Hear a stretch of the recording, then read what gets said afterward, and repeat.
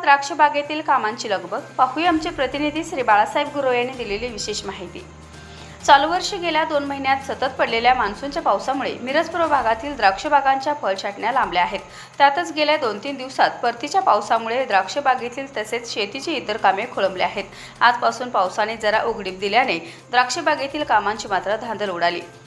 छाटलेल्या बागांना पेस्ट लावणे तसेच वांज काढणे इत्यादी कामांची लगबग होताना दिसत आहे।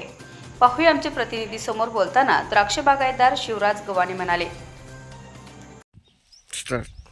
नमस्कार, मी शिवराज मल्लिकार्जुन गव्हाणे।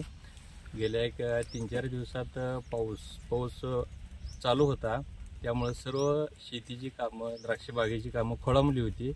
आजपासून सूर्यनारायणचं दर्शन चांगलं चालू आहे, तर आजपासून कामं आता हे वांज काढायचं आमचं आता थांबलं होतं। वांज काढायचं काम चालू आहे।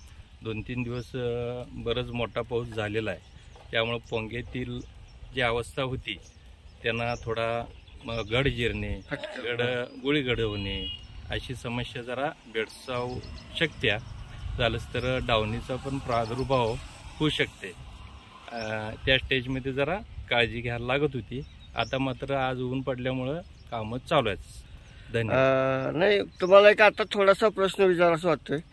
तुम्ही एक बेळंकी परिसरामध्ये नामांकित औषध विक्रेता आहात आणि आताच्या परिस्थितीमध्ये ज्या शेतकऱ्यांना थोडंसं वाटतंय बाबा मी हे करू का ते करू, थोडंसं कन्फ्युजन होतंय, अशा शेतकऱ्यांनी काय काळजी घ्यावी?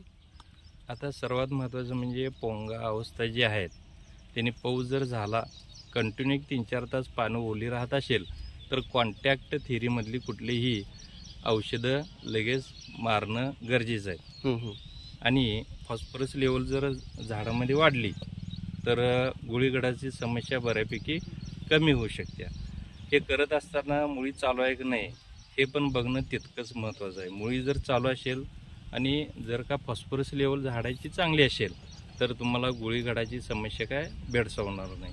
यावर्षी साधारण घडं लहान पडणे हा त्रास जाणवणार आहे, कारण का ज्या वेळेला खरड छाटणी घेतली गर्भधारणेच्या वेळेला ऊन जास्त होतं, 36 डिग्री सेल्सिअसच्या वर होतं, 40-41 होतं। त्यामुळे पानाची एक 3-4 तासासाठी क्रियाशीलता त्यावेळी कमी होती।